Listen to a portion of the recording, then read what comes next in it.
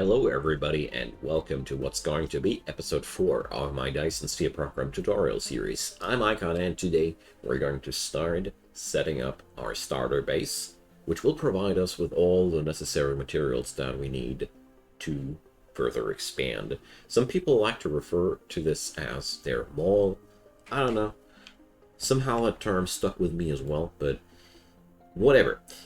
What I did between this and the last episode, I took the liberty to just complete what I started at the last episode. So I have set up smelting operations for stone bricks, for glass, and over there we have our some production of energetic graphite. So we are producing our own fuel now there, and I set up a little operation there to produce magnets. There's nothing really we didn't know about yet in these things that I did. I just felt like getting it done in between the episodes was feeling actually way better than waiting, than torturing you with the same old, same old. Okay, so what we're doing today will be using a lot of assemblers. So the thing here is, we want to produce these things now automatically. We want to make automatically assembling machines, arc smelters, and all these things. We don't want to need to produce these things manually anymore. So how to? First off, there's one thing we gotta keep track of. Every single one of these buildings needs intermediate products like magnetic coils, circuit boards, gears. There's going to be way more different of these products, but if we check them out, the assembling machine needs circuit boards and gears, the arc smelter needs those coils and the like. There's one common thing: we're definitely needing these parts left and right and everywhere. So that's going to be where I want to start for today. We want to set up some place where we're producing our intermediates, and we're going to pipe that on over to the other things. But before I get onto that, I wanted to take a little bit of a side drift into things before we start building. So in the Upgrades tab, you find a lot of nice technologies, and lots of them are actually accessible quite early on. Here, we want to research the drive engine. This will unlock Mecha Flight. This is a really good stuff, and we're going to use that. We're going to need magnetic coils and coal for that. All these other techs here, energy circuit, also needing some materials that we can produce, mass construction. Well, that's not so interesting because it's about blueprints and communication control, extra drones, inventory capacity, very interesting. Let's unqueue that too. And mechanical frame, we'll need electric motors. We don't have access to this technology yet, so let's change that. Electric motors are locked behind the electromagnetic drive tech. They consist out of stuff that we definitely can provide, and they'll cost us merely 50 cubes. But as you see here, we're not able to do technology apart from upgrades, so that's one thing you gotta keep track of. So we'll put this down like that. So let's get on over here and grab the coal we need. So let's steal it from our machines. We're gonna need 150 of that, so that's quite something. And let's just produce the magnetic coils that we're needing in the background. So this way we're getting something done here in both sides. There we go. This will take not too long. Sometimes you just gotta do what you gotta do, and even if it's pilfering from your belts. But I personally like these things a lot. They feel like a nice change of things in between. So we got these, and we don't need to hang around here anymore. And since we'll need steel, but we can't produce it in our pocket, we're going to set up a small-scale production of that stuff there too. So just like with the gear wheels, we're going to set this up like that. Set this guy on steel. And here, I'm going to dismantle this thing here. And we're going to replace the storage on this side. Because I really don't need... Well, let's see, do these work? I don't think so. But I want to try. Yeah, too close. I really don't need the gear wheel facility anymore, because that's something we're going to set up now in a way larger scale, so it doesn't matter anymore. Here, all I want to do with this is I want to set up a small-scale production of steel, so we can make all these things that need steel right now before we have access to a larger scale of that. Okay, well, let's start with the production of magnetic coils. We did that already, and we're going to do that many, many more times in the future. So, magnetic coil and plate. The thing here is, I like to keep those super basic materials like plate, like ingots and magnets, pretty close together. So, we're going to whip this out like that. Let's see. We're going to do this like this. So I'm going to slap down one splitter in between. That's one thing I love to do. Whenever I don't know how I want to compose something in the bigger picture, I like to drop down a splitter. Because now, here. It needs foundation support. Let's do foundation finally. So, with steel we can finally do foundation. So let's create a bit of foundation there. Super helpful stuff. Now, where was I? Ah, yeah, the splitters. So when I drop down a splitter like that, assume that I have the option to, I can decide later if I want to go with this copper somewhere else. If I have to put the splitter later inside, it's going to be a little bit uncomfy. Hey, we got the Mecha Flight tech down. So now with this tech, you can just double tap space and you start flying. This is faster than moving, and holding down, I think, what was it? Ah, here, Alt it was. Holding down Alt allows you to land again. So we'll use this quite a lot now, because this is actually really a nice way to travel. Way better than traveling on foot. And usually I research these things a little bit earlier, but with this being a tutorial series, you know. So we're now doing all these techs needing us to grab some stuff. Alright, I'll get on back to the splitter there. Forgive me the distraction of needing to loot resources here. What we're researching here is 200 plus 200 kilowatt mecha fuel power. This means we're going to be able to get more power per second processed in our mech, basically. Alright, so let's get the magnets there too. And let's see, we're going to need, for our production, we're going to need iron and copper. We're going to need magnet and copper. We're going to need iron. So definitely it would be a lot easier if we'd had the iron not right there. So let's put these together like that. And what we're doing now is going to be setting up our basic productions. Or very basic productions.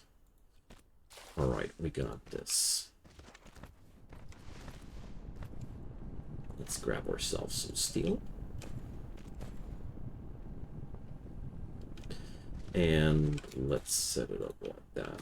So this is still a rather disorganized small scale thing for me. I don't try to think about where I'll set up which block of production and the like. We're just going to use things as I see them fit. So, the magnetic coils. We're going to use at least one of these machines, but actually I plan on using two. So we're now using the Mark II sorters. These guys get 3 units per trip and 1.5 units per trip, and we're finally no longer suffering from bad ratios there. Beautiful, isn't it? Alright, so since I like what we're doing here so much, I'm going to make it happen maybe twice, but I'll leave the situation like that. I'll show you. So I won't be producing a second assembler now, mainly because I don't want to decide yet how many of these coils I'll produce right now. If I need to, I can just shift left click this guy and drop down another one here and a couple of other dudes. But for now, we're going to leave it with that. So the next thing we're going to need are the circuit boards, like I said. We're going to take our iron here, set it on there, press the upward key there, press the downward key again, and now we got all we need for this operation. There we go, small bridge there. And now we're just going to do the same thing there.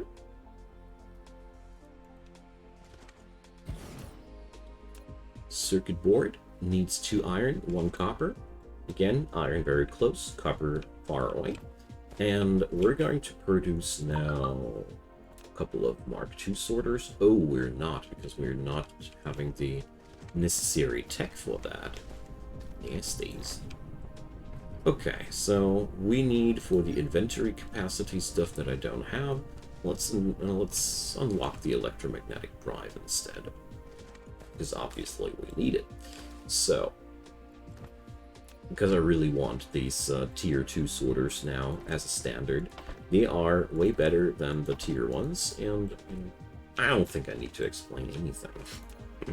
Okay, but here you get the idea yet again. We have this production line, and we can expand it as we see fit. There's room for more assemblers, and I personally find it always pretty important when I drop down stuff like these intermediate parts, that I do it in a way that there's always room to add in more machines if we need that. And that's a given here. Okay. So, last thing, we're going to need the gear wheels. So, we've got now the super nasty electric motors. Let's create ourselves some as soon as we can. So, let's make ourselves some of those tier 2 sorters. Wonderful. Ooh. Okay. So now we have these things. For the gears, well,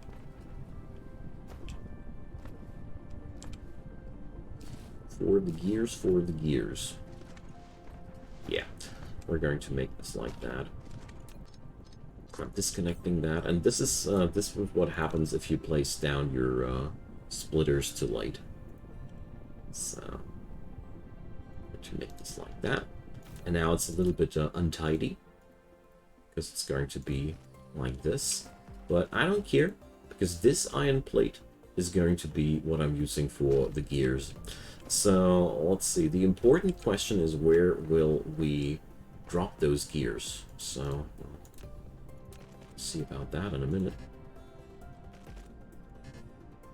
We need more foundation for that. So, let's produce some more. Luckily, we have a small-scale production of steel now. So, that'll help us. So, foundation is pretty important, as you see. Without foundation, we have a lot of trouble building in these areas there, but luckily we got this.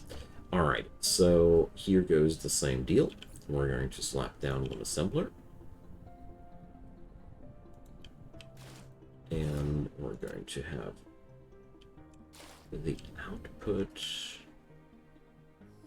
In this scenario, we're going to have the output a little bit else. Different, so to say. So, whoop. No. So I'm going to let the materials flow this time. Still one too much. This time I'm going to go down there. Perfect. And then they can ride alongside with the other materials there. And we can now expand into this from this side. Like I mentioned several times before, keep your setups as expandable as possible. You'll be grateful for these things later, because if I've made any experience with this game, then you always tend to need more of stuff than you originally thought. Like, whenever I reached a new stage of the game, I was surprised and shocked about the new stage or the new scale of things that has arisen, and therefore, believe me when I say, keep things expandable. But we already made a really, really nice bit of progress there, because we have now electromagnetic coils, or magnetic coils, just circuit boards, magnets, and we have those on expandable arrays. So here's one thing. I didn't calculate a tiny little bit about how many machines could we operate with a given materials, because a starter base, for me, has not to run efficient. It has to produce what I need, and sometimes we have to wait for stuff because it's a small scale base. I don't care about that. So we could now painstakingly calculate how much iron we have left, how much copper we have left, how many magnets we have left, but I won't do that because it's too early for that. This is really not worth it with a starting base. With a starting base, what's now the next step is we want to check out. So I personally love to make stuff like these electric motors as soon as possible, because these things are just so freaking important and later on everywhere that we're going to make them ASAP. So the next thing you ought to think about is now which one of these materials will you need the most desperately in larger amounts. So basically, if you want to have transport or conveyor belts as quick as possible, go set yourself up for that. But in my scenario, I noticed that what I do produce quite often are not conveyor belts. Not at all. We're going to be interested more in like stuff like these electric motors. So let's do one thing. I produced a lot of splitters now again, because you know me. Like I mentioned before, I want to have now all these intermediates, or well, is that enough room? Yeah, it'll be enough for the starter base for sure. So, going to set splitters onto these guys. And let's drop this guy down there. And now we can move the materials that we need a little bit more easily. Okay, so let's see. Electric motors need gear wheels and coils. Now what I want to check out, are there other things that need the exactly same stuff as this thing? So the Tesla tower comes in mind, the wind turbine. No, the wind turbine doesn't fit. Oh, it is. Yeah, the wind turbine, the conveyor belts, not the splitter though. The sorter, well, the sorter nod. Okay, here we need just one with everything. So what's a red line here, or what's really showing off there is raw copper is not going to be a material we're going to need too much there in the future. So I'm going to shove this back a bit. If we need, we can still expand it, but we're going to wait until we have to. Okay, so let's see. Those guys are for me intermediate products as well, so all we'll need there is to get this stuff and that stuff.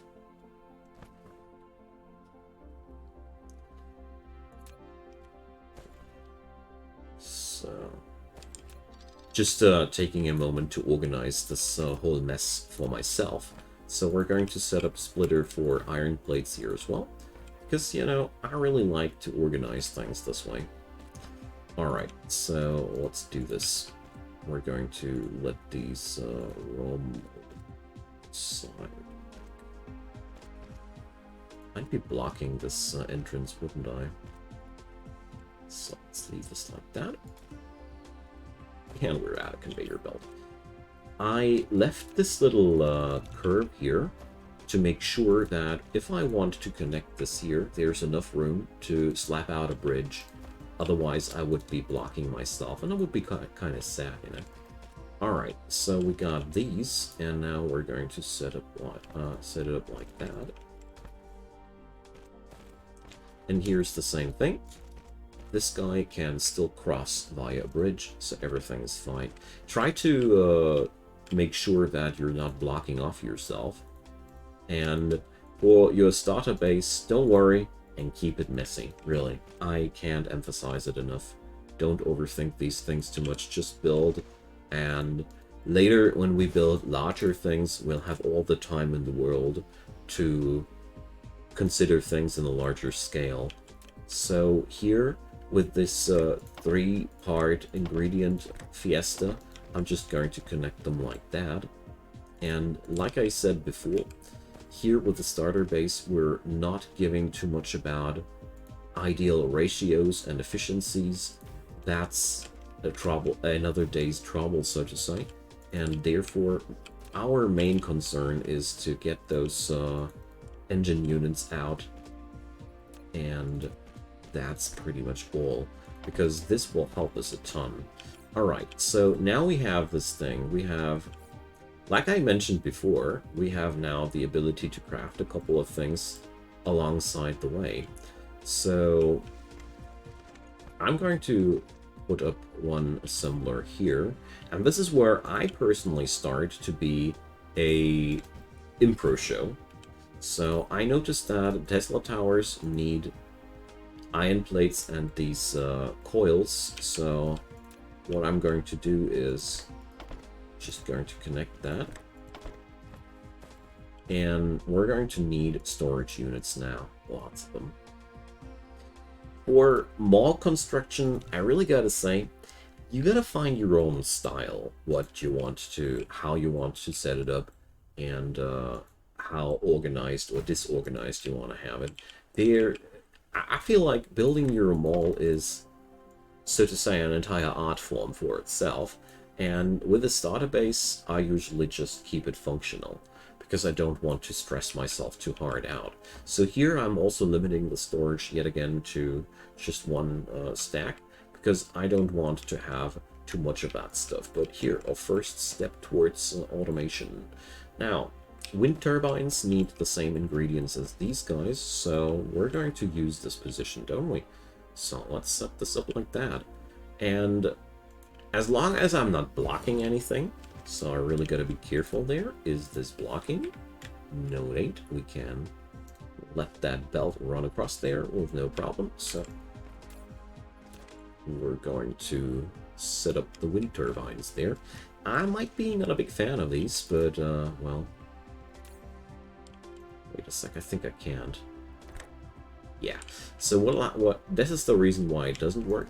There can be only one sorter per belt tile, so this pretty much blocks what we have there, so we need to let it ride alongside. There we go. Sadly, I still feel like every time this comes up as a problem, I feel a little bit sad, because I feel like it's so unnecessary to do things like that, but whatever. So let's grab a couple of those electric motors. It'll make producing those tier 2 loaders, sorters, a lot easier. So here we go, just connect them now, like that. And another storage seals off the deal. So we are out of storages, so probably we'll want to automate the production of these bad boys sooner or later too. But we're going to need stone bricks for that.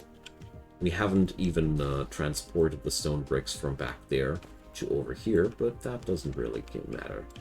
So one downside, if you work like I do here, is that your situation will be a little bit disorganized. But I really like to do this like that I that I like to check out what kind of stuff can I build with the things on the belt right next to me, because I really feel like, you know,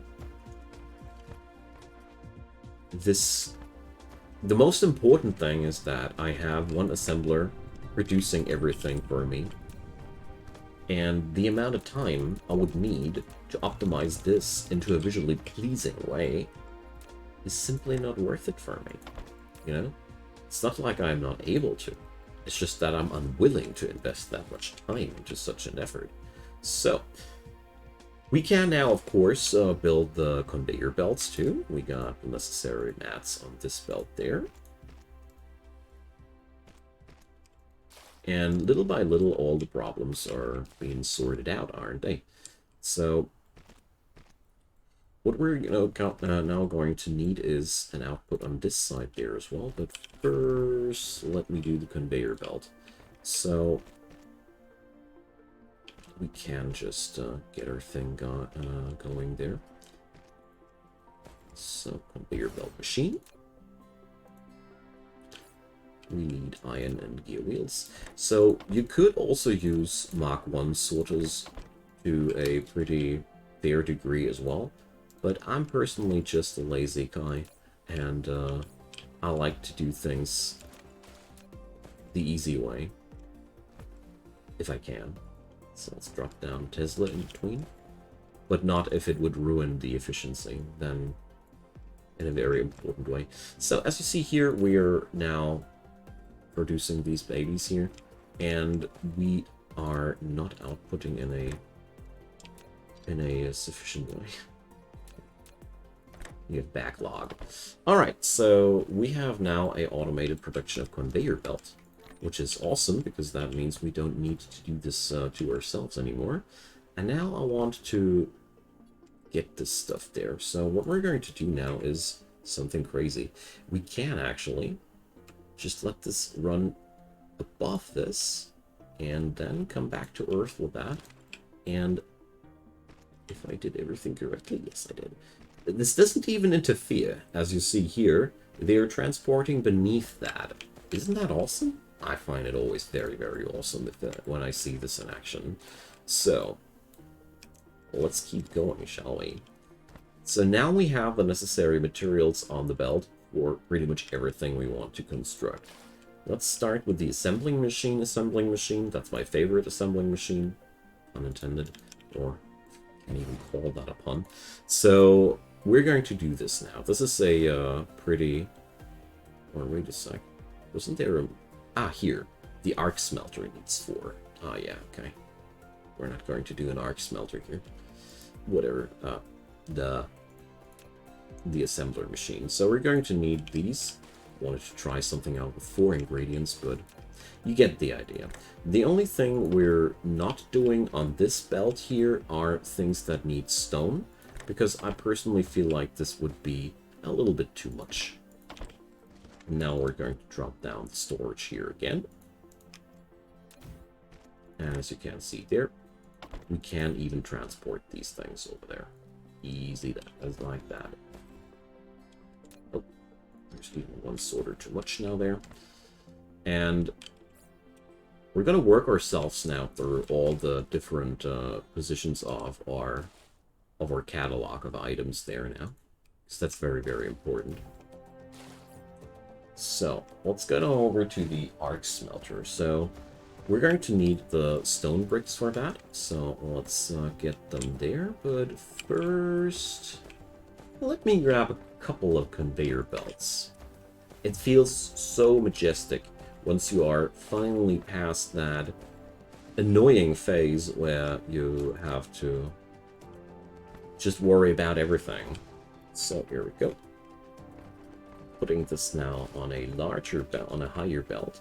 And now for the most crazy thing, we're just going to put this so hot on higher ground and let it come back to Earth back there.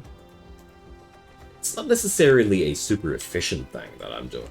I'm doing this mostly for show-off reasons, so you can see what nice things you can do in this game with your belts.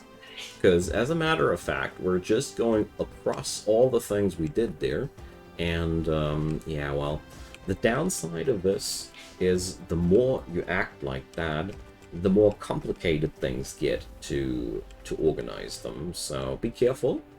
There's no extra cost to higher rank or higher standing belts or anything like that. There are no stability issues or whatever you might think of, but it is still, when you build more of these things, it can give you quite the knot in the brain, you know, to organize all these things. But now we got all stuff. Now we got all the stuff that we wanted. So drones aren't working as fast as I want them to, but that's not a big thing at all. All right. Well, let's drop down the arc smelter there.